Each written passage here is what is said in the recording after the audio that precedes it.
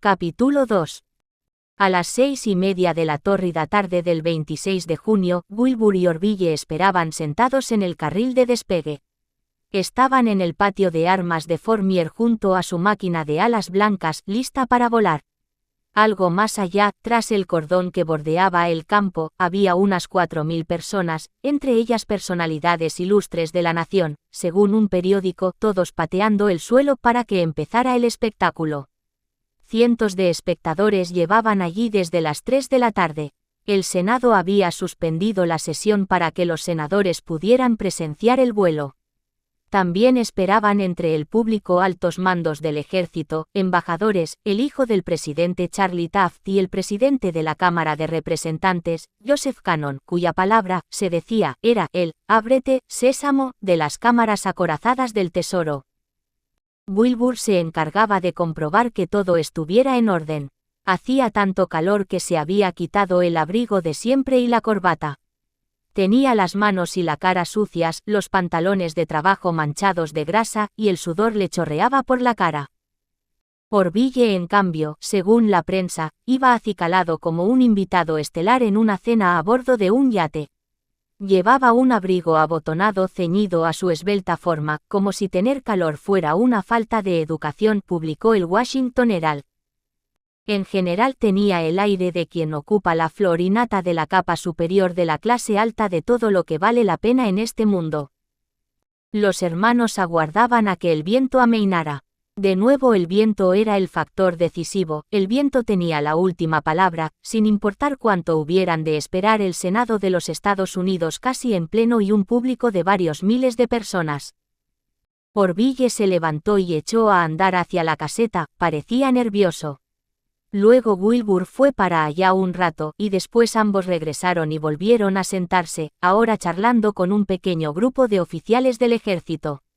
«El viento sopla a 25 kilómetros por hora», dijo Wilbur a un reportero que le preguntó, «demasiado fuerte para el primer vuelo con una máquina nueva». Otra vez miró de frente al viento y olisqueó el aire. «Llévenlo a la caseta», dijo.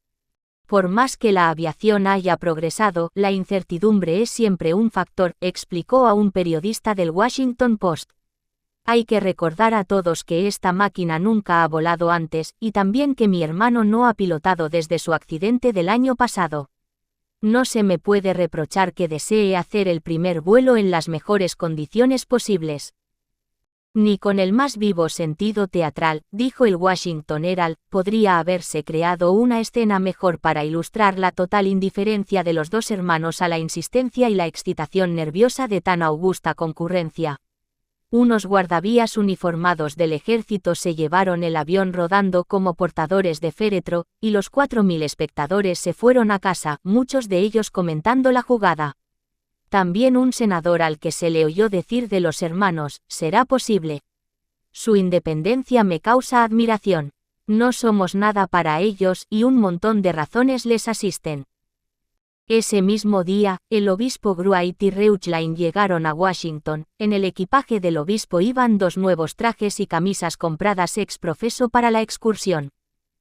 La tarde del 29 de junio, Wilbur no puso pegas al tiempo, y poco antes de las 6 Orville por fin subió al avión. La multitud, perceptiblemente menos numerosa que 3 días atrás, pero aún así de varios miles de personas, vio el avión temblar luchando por elevarse mientras pasaba rozando la hierba a lo largo de unos escasos 23 metros. Después, a unos 5 metros de altura, se ladeó bruscamente a la derecha y el ala tocó el suelo. En ese momento, Orville apagó el motor y la máquina cayó en medio de una nube de polvo. El segundo vuelo y el tercero no fueron mucho mejor. Por fin al cuarto intento, un vuelo que duró 40 segundos largos, el avión alcanzó la altura de 8 metros y dio una vuelta al campo. Solo eso bastó para que se oyeran vítores y bocinas de automóvil. Ahora tanto Orville como Wilbur estaban animados, confiaban plenamente en que la máquina sería un éxito y en que Orville iba a poder seguir a los controles. Wilbur contó a los reporteros que no pensaba volar en Fourmier, era el turno de Orville. Pero él era el hermano mayor y estaría al mando. «Una máquina era comparable a un caballo», dijo Wilbur. Si es nuevo, hay que conocerlo bien para lograr que se comporte como se desea, hay que familiarizarse con sus peculiaridades. En los vuelos de prueba de aquel día descubrieron una importante peculiaridad de su máquina: el dispositivo de encendido se aflojaba por las vibraciones con la consiguiente pérdida de potencia en el motor. Los 2 días siguientes, mientras Wilbur, Orville y Charlie Taylor perfeccionaban el motor, el obispo y Reuchlin fueron al Instituto Smithsoniano y vieron aves de todo pelaje, el avestruz, el emú, el cóndor, etc., anotó el obispo en su diario. Otro día Orville, cuando volvió a despegar, elevó el avión solo 6 metros para estrellarse contra el suelo 60 metros más adelante, con tanta fuerza que un patín se hizo trizas. Posteriormente, el 2 de julio, a una altura de entre 25 y 30 metros y más o menos en el mismo punto sobre el hangar donde la hélice se había roto el anterior mes de septiembre y el avión de Orville se había precipitado al suelo, el motor de pronto se detuvo en seco. Y aunque esta vez pudo bajar por las buenas, el avión se golpeó con una acacia pequeña y se desgarró un buen trozo de tela del ala inferior. La máquina cayó pesadamente, partiéndose los 2 patines. Por suerte, Orville salió ileso. De nuevo, igual que el septiembre anterior, los reporteros y algunos espectadores corrieron hacia el avión accidentado. También Wilbur, quien, al ver a un fotógrafo junto al avión destrozado, perdió su famoso autocontrol, como le había pasado con el fotógrafo de Le Mans, y cogió un palo que le lanzó. Después le reclamó la placa, consiguiéndola. No había sido un buen día. Wilbur se disculpó luego con el fotógrafo, que resultó ser un oficial del Departamento de Guerra. No obstante, no era la primera adversidad que los hermanos soportaban, y, como tantas otras veces, se negaron a abandonar. Al día siguiente, Orville salió hacia Dayton para preparar una nueva cubierta de ala. El 7 de julio ya estaba de vuelta en Fort Meade, donde reanudaron el trabajo, y el 21 de julio Catharine se reunió con sus hermanos y aquella tarde vio a Orville hacer un vuelo corto, de 10 minutos, a una velocidad estimada de 70 km por hora, más rápido de lo que Wilbur nunca había volado en Europa, como contó con gran alegría en casa.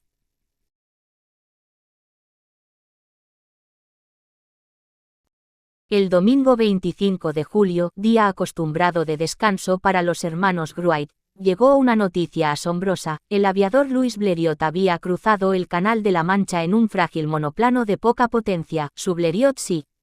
Despegando poco después de las 5 de la mañana en Les Baraques, cerca de Calais, el francés había aterrizado en Northfield Meadow, junto al castillo de Dover, después de cubrir la distancia sobre el mar de 37 kilómetros en algo menos de 20 minutos. Resultaba que Hart Bear y Charles de Lambert estaban en Dover en ese momento, y no muy lejos del punto donde Blériot había aterrizado, pues también de Lambert tenía planes de cruzar el canal y estaba allí con Bear para buscar posibles lugares de aterrizaje. Un botones los había despertado de madrugada, a las 5 menos cuarto, para decirles que el telégrafo del hotel acababa de recibir el mensaje de que Blériot había salido de Francia, contó Bear en una larga carta a Wilbur y Orville, y a los 3 minutos, él y de Lambert se habían levantado y estaban en la playa. Poco después, por una llamada telefónica, supieron que Blériot ya había aterrizado al otro lado del castillo de Dover. La prensa da todos los detalles, continuaba Bear en su carta. Solo puedo añadir que después hablé largamente con Blériot, de hecho, se aseó en mi habitación y ese día le dejé ropa mía. Me dijo que nunca en la vida se había visto tan zarandeado como cuando entró en este valle. El monoplano describió 2 circunferencias completas y se posó en el suelo apuntando al mar. El chasis delantero de la máquina estaba destrozado y las palas de la hélice rotas, pero las alas y la cola estaban intactas. Blériot no resultó herido.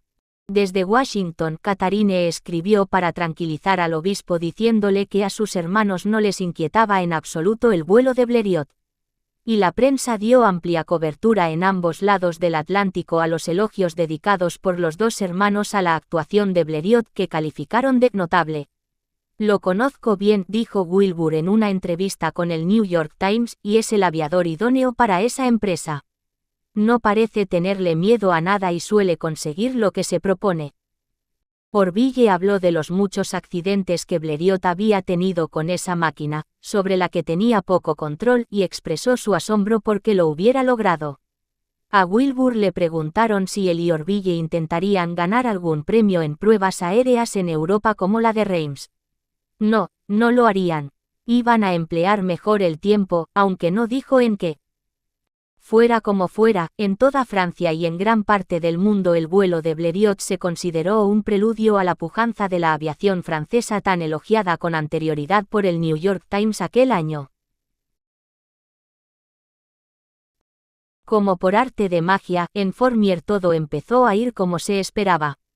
La tarde del 27 de julio Orville despegó con el teniente Frank Lamb de pasajero en una prueba oficial de permanencia en el aire, y en 1 hora y 12 minutos dieron 79 vueltas al campo a 45 metros de altura, no solo pasando la prueba, sino batiendo además la marca mundial que Wilbur había establecido en Le Mans el año anterior.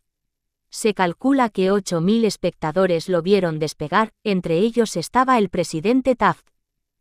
El viernes 30 de julio, Orville completó la prueba oficial de velocidad de vuelo exigida por el ejército.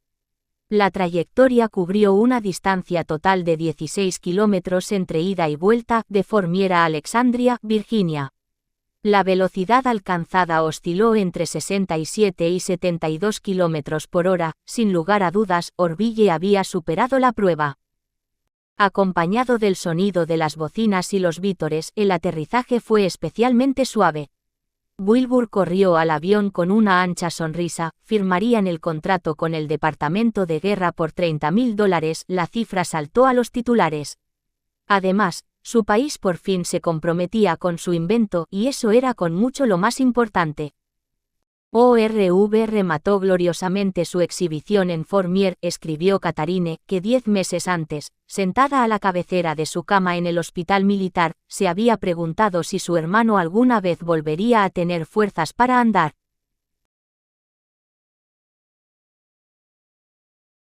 Como publicó el Chicago Tribune, el ávido interés de los franceses por el progreso de la aviación apenas se hacía sentir en los Estados Unidos. Aquel verano, la prueba aeronáutica más sonada de todas las programadas era la de Reims, un congreso de aviadores donde se esperaba lograr grandes cosas. Iba a ser la primera carrera aérea internacional del mundo, y la industria francesa del champán aportaba toda la financiación.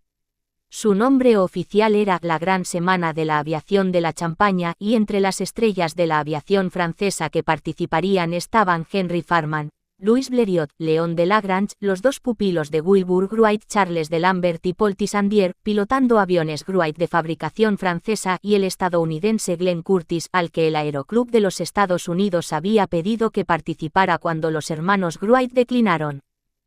Curtiss, de 31 años, era un competidor enjuto, tímido, muy serio, que, igual que los Wright, había empezado siendo mecánico de bicicletas en su ciudad natal de Hammond Sport, Nueva York, y más tarde pasó a construir motocicletas y a pilotarlas en carreras. Había sido el primer campeón estadounidense de motociclismo, el hombre más rápido del mundo, al alcanzar subido a su motocicleta la increíble velocidad de 210 km por hora. Su interés por la aviación había empezado cuando el aeronauta Tom Baldwin le pidió que construyera un motor liviano para un dirigible. En septiembre de 1906, Baldwin y Curtiss estuvieron en Dayton y visitaron a Wilbur y Orville en su taller. Baldwin pensó que Curtiss había preguntado demasiadas cosas a los hermanos, pero luego dijo de ellos que eran francos como colegiales. Al año siguiente, Curtiss conoció a Alexander Graham Bell, quien lo nombró director de experimentos de la Asociación de Experimentos Aéreos. En 1909 Curtiss con su acaudalado socio Augustus Serrin, un enamorado de la aviación que había trabajado con Octave Chanute y Samuel Langley, fundó la empresa de construcción de máquinas voladoras Serrin Curtiss Company. Para controlar el alabeo y el giro, sus máquinas llevaban, en vez del sistema de deformación alar, alas con solapas móviles, alerones, alas pequeñas. Esta idea la había tenido antes el joven ingeniero francés Robert Snault, Peltery, y entre otros, la habían probado Santos Dumont y Blériot. También Alexander Graham Bell se había interesado, aunque no se sabe si por su cuenta o si tomó la idea de Snout Peltery. Por otro lado, los Wright ya habían descrito esa posible alternativa a la deformación alar en la patente que publicaron para conocimiento de todos en 1906. En todo caso, en la prueba de Reims, lo importante para Curtis era la velocidad, y el pequeño biplano nuevo que pilotaría llevaba un motor potente y ligero construido expresamente para tal fin. Si hacía falta una medida del ritmo de avance en el nuevo siglo, solo había que pensar que un año antes, en agosto de 1908, en Le Mans, todo el revuelo giró en torno a un solo hombre, Wilbur Wright, pilotando un aeroplano ante un público que por entonces no excedía de 150 personas. El presente mes de agosto en Reims, ni más ni menos que 21 pilotos iban a despegar en otros tantos aviones ante colosales gradas con 50.000 espectadores. La grandiosa inauguración tuvo lugar el domingo 22 de agosto, y para entonces Orville y Catharine habían zarpado de nuevo rumbo a Europa, esta vez a Berlín, ya que los hermanos habían llegado a la conclusión de que era necesario hacer demostraciones también allí. Orville, después de su remate glorioso, era el más solicitado. Wilbur se quedó en Dayton trabajando en los motores con Charlie Taylor y atendiendo asuntos que para él eran los más desagradables, como la demanda que iba a presentar a mediados de agosto contra la Erring Curtis Company por infracción de patente. Los acontecimientos en Reims crearon todavía más sensación de lo esperado. Los últimos días, los espectadores llegaron a sumar 200.000, 4 veces la capacidad de las gradas. Los competidores volaron a más altura, más distancia y a más velocidad que nadie antes, batiendo todas las marcas que los hermanos Wright habían establecido el año anterior. El máximo ganador, el competidor más aclamado, fue Glenn Curtis, que quedó el primero en la prueba de velocidad. La agitación no se circunscribió ahora a Francia y al resto de Europa, como destacó la prensa estadounidense. El gran encuentro en Reims ha sido un éxito electrizante, un delirio. New York Sun, los burlones ya no se burlan. Washington Herald, este torneo de aviación solo insinúa lo que pronto contemplaremos cuando el cielo sea la futura autopista de todos. Cincinnati Times, Star, la semana de Reims marca el inicio de una época y una de las etapas más ambiciosas de la historia de la humanidad. Atlanta Constitution. De la noche a la mañana, Curtis era el nuevo héroe americano. Y a la semana siguiente, multitudes de 200.000 espectadores se congregaban cada día en el campo de Tempelhof de Berlín para ver volar a Orville. En el curso de sus vuelos de demostración de los siguientes días, y acompañado por un alumno, hizo un tiempo de 1 hora y 35 minutos, batiendo un nuevo récord mundial de vuelo con pasajero. Al mismo tiempo, Wilbur había firmado para volar en público en los Estados Unidos por primera vez. Sería en Nueva York, coincidiendo con la celebración del 300 aniversario del remonte del río Hudson protagonizado por Henry Hudson y el centenario de la primera travesía del barco de vapor de Robert Fulton por el mismo río. Wilbur iba a cobrar $15.000 por la exhibición. Glenn Curtis también participaría. El 18 de septiembre, a bordo del tren a Nueva York, Wilbur enumeró en una carta a su hermano algunas de las precauciones que adoptaría por si se viera obligado a aterrizar en las aguas de Manhattan. Su idea de usar tubos de goma ya no le servía. Por eso he vuelto a mi antiguo plan de fijar una canoa a la parte inferior de la máquina, centrada hacia adelante, escribió, añadiendo, por supuesto, espero no caerme, pero si sucede, tendré bastantes posibilidades de salvarme. Iba a comprar la canoa en Nueva York.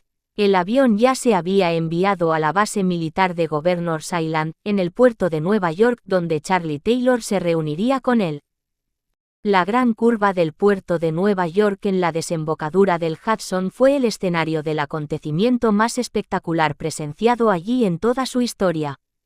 Fondeados en el puerto había 20 acorazados estadounidenses, un escuadrón de la Marina Real Británica, buques navales de Francia, Alemania, Holanda, México y Argentina, y transbordadores, barcazas, cargueros, todo tipo de embarcaciones fluviales y el gigantesco transatlántico de lujo Lusitania, no menos de 1.595 barcos.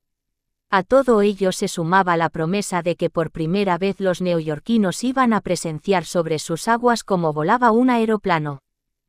En Governor's Island, a 800 metros al sureste de Manhattan en la bahía de Nueva York, habían habilitado 2 hangares casi pared con pared, uno para Wilbur y otro para Curtis.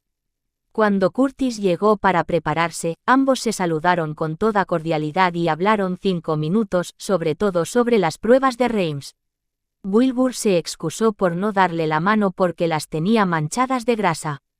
Justo en ese momento entró en escena el inventor del telégrafo sin hilos Guillermo Marconi, y le emocionó tanto conocer a Wilbur que insistió en estrecharle la mano, grasienta o no. Quedaron en que cada vez que Wilbur o Curtis fueran a despegar, Marconi enviaría un mensaje telegráfico desde Governor's Island a los buques de guerra del puerto, que a su vez izarían el pabellón para advertir a las demás embarcaciones y a todos los espectadores que había en tierra. Curtis enseguida salió hacia Hammondsport, al norte del estado de Nueva York, donde le esperaba un recibimiento por todo lo alto. Los reporteros andaban por allí lo más cerca que les dejaban, esperando la ocasión de hablar con Wilbur. Un día vieron que unos niños de la guarnición se acercaban a los guardias. Esperaban ver cómo echaban a los niños igual que a ellos, pero vieron a Wilbur saludarlos con una amable sonrisa, y luego, por las puertas del hangar abiertas, también vieron cómo les explicaba todos los detalles de la máquina. «Llevo aquí casi una semana y tengo la máquina casi a punto para volar», escribió Wilbur a Catharine el 26 de septiembre.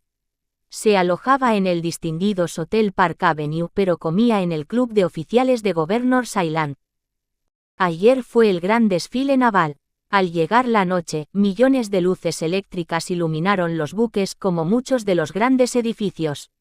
A lo largo de 16 kilómetros, el río era una masa casi sólida de barcos de vapor, y de no ser por las luces eléctricas que iluminaban sus siluetas, habría sido imposible navegar. A los reporteros que se abalanzaron sobre él, Wilbur les dijo que esa vez no quería asombrar al mundo, sino solo ofrecer a todos la ocasión de ver un aeroplano volando por el cielo. A la pregunta de si sería peligroso volar sobre un puerto tan lleno de barcos, dijo que un aeroplano debería poder ir a donde uno quisiera. Glenn Curtis volvió del norte del estado a última hora el 28 de septiembre, y esa noche pernoctó con su avión en el hangar de Governor's Island, para hacer una prueba de vuelo por la mañana temprano. Al final voló poco después de las 6 en punto, solo con un amigo y un oficial del ejército como testigos. Hizo una distancia de 300 metros, y se volvió al norte del estado de Nueva York.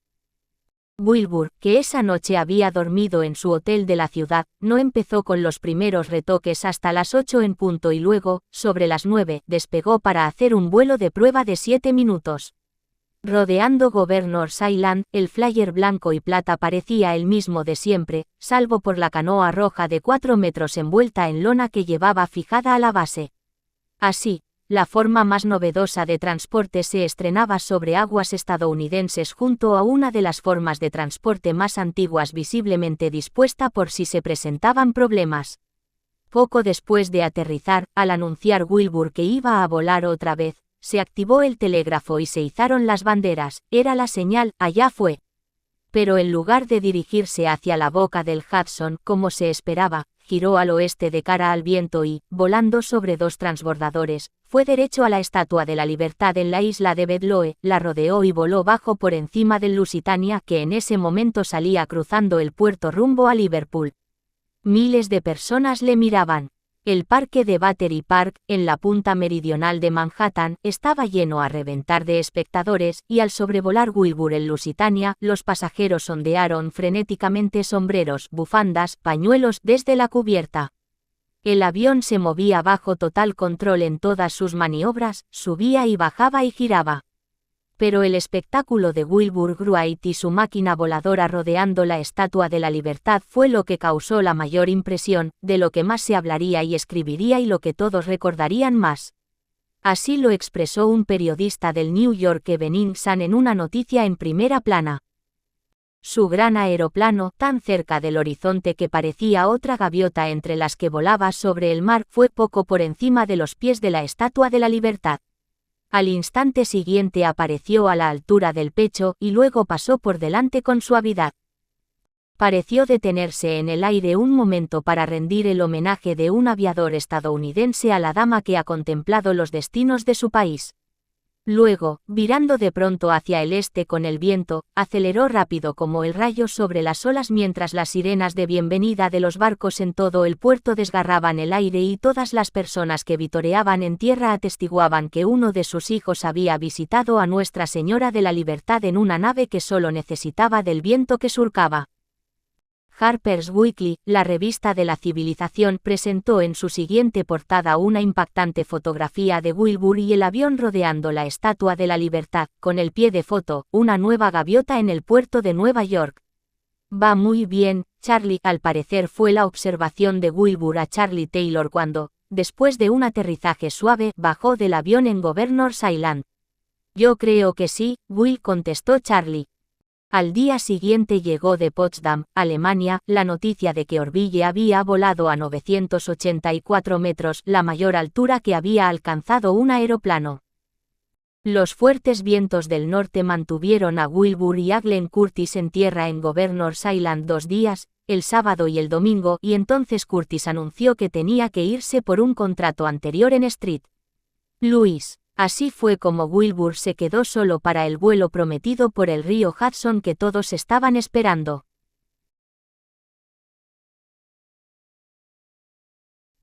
La mañana del lunes 4 de octubre, el viento del norte había amainado un poco pero seguía soplando a 25 km por hora, más de lo que Wilbur hubiera preferido. Pensando que no haría sino aumentar, decidió volar. Sacaron el avión del hangar y lo examinó, y al ver que el depósito de gasolina no estaba lleno, cogió una lata vieja y lo llenó él mismo. A las 9:53 despegó de Governor's Island, la canoa de emergencia en la base del avión. La diferencia esta vez era una minúscula bandera estadounidense pegada al timón, se la había enviado Catharine con la petición de que la ondeara sobre Nueva York. De nuevo se emitió el mensaje telegráfico. De nuevo los pabellones ondearon haciendo la señal y de nuevo se oyó el fragor de los silbatos y las sirenas de niebla. La actividad se paralizó en gran parte de la ciudad, al tiempo que la gente salía en estampida hacia las ventanas y los tejados de los bloques de oficinas para ver en el cielo el espectáculo del prodigioso Wilbur Wright, el aviador de Dayton, como lo llamó un periódico de Nueva York. Desde rascacielos nuevos como el Metropolitan Life Tower, se veía todo el panorama del puerto y del río Hudson. La vista más espectacular era desde las plantas superiores del edificio Singer, de 47 pisos, en Broadway, que, cuando se terminó, fue el rascacielos más alto del planeta. Pilotando su avión, Wilbur cruzó el puerto y giró hacia el norte contra el viento enfilando hacia el Hudson. La expectación creció todavía más. Para entonces se había elevado a unos 45 metros y avanzaba a unos 58 km por hora. Pero al llegar al río, relató después, empezó a notar corrientes de aire, las más fuertes por las que había pasado nunca, salían de los rascacielos y eran tan bruscas y peligrosas que se vio obligado a descender considerablemente y pegarse a la margen occidental del río, en Nueva Jersey. Subí un poco por encima de los transbordadores y al llegar a los acorazados, pasé rozando sus chimeneas, tan cerca que olía el humo que soltaban. Cuando después le preguntaron si un acorazado británico había disparado una salva en su honor, Wilbur dijo que algo hizo un ruido terrible pero no sabía qué era. Al ver en la margen derecha del río la cúpula de la tumba del general Grant, en la calle West 122, pensó que había ido bastante lejos, y dio un gran giro de 180 grados para dirigirse al sur en su vuelta por el río, avanzando esta vez mucho más rápido por ir ahora a favor del viento. Creo que tardé la mitad de tiempo en volver. Al pasar ante los rascacielos del centro, volé mucho más cerca del agua y seguí más allá, hacia la orilla de Nueva Jersey. En su viaje de vuelta fue recibido con el mismo entusiasmo, o más, que río arriba. Ahora las colinas de Nueva Jersey estaban sembradas de gente, y los muelles y tejados de los edificios del lado de Manhattan, llenos hasta arriba. Se calculó la cifra de 1 millón de espectadores. Exactamente a las 10:26 de la mañana, Wilbur aterrizó en Governor's Island a pocos metros del lugar donde había despegado. Su tiempo en el aire fue de 33 minutos y 33 segundos. La distancia recorrida hasta la tumba de Grant y de vuelta eran unos 30 kilómetros, la velocidad media 58 kilómetros por hora. Pese a los fuertes vientos, las ráfagas provenientes de los rascacielos, los silbatos, las sirenas, el griterío de la multitud y las salvas de los acorazados, lo había conseguido. Una prueba de la enormidad del problema del viento fue la banderita estadounidense que Catherine le había dado, nueva al comienzo del vuelo, acabó hecha jirones. Charlie Taylor relató a los reporteros la preocupación que no dejó de sentir ni un momento mientras Wilbur estuvo arriba. Tenía los ojos fijos en la gran bandera del edificio Singer. A veces se abatía y abrazaba el poste, ahí sabía que Wilbur lo tenía bien. Y a veces se extendía, mucho incluso, y sabía que habría problemas. Una vez aleteó a la derecha y la punta empezó a señalar hacia arriba como durante todo el sábado. Empecé a temblar, porque no sabía qué podría hacer Wilbur ante una ráfaga como esa. No había conquistado el aire, Wilbur dijo a la prensa antes de irse. Quien actúa con la mente puesta en el presente inmediato y sus recompensas inmediatas es un necio. Poco después, para gran sorpresa de todos, anunció que volaría de nuevo aquella tarde y esta vez iría mucho más lejos, en un vuelo de 1 hora alrededor de Manhattan. Pero sobre las 4 de la tarde, cuando él y Charlie Taylor estaban retocando el avión, la cabeza de uno de los pistones del motor, de unos 15 centímetros de largo y 10 de ancho, saltó con un rugido terrible y pasó como una bala de cañón a menos de medio metro de la cabeza de Wilbur. Y le dijo a Charlie Taylor, es fenomenal que no ocurriera allá arriba en el aire. Se llevaron el avión, las actuaciones en Nueva York habían terminado. Hablando con un corresponsal de la revista Scientific American poco después, al anochecer aquel día de octubre, a Wilbur le preguntaron qué indicaba la explosión del motor y qué dirección iba a tomar en el futuro el desarrollo de la aviación. El cilindro roto era solo un incidente, dijo Wilbur. En cuanto al futuro, la dirección era la respuesta, volaría alto. Tenemos que subir para salir de la franja de turbulencias producidas por las irregularidades de la superficie terrestre. De ahora en adelante, se verá un gran aumento de la altura media a la que los aviadores van a hacer sus vuelos, porque en los estratos más altos no solo hallarán condiciones atmosféricas más propicias, sino que además, si sobrevienen problemas de motor, tendrán más tiempo y distancia para recuperar el control o planear hasta tomar tierra con seguridad. El lunes sobrevolé el Hudson hasta la tumba de Grant y después hice el camino inverso de vuelta a Governor's Island, escribió Wilbur a su padre 3 días después desde College Park, Maryland. Fue un recorrido interesante y muy emocionante a ratos. Y no se extendió más. Había ido a College Park para empezar a formar a pilotos del ejército de los Estados Unidos.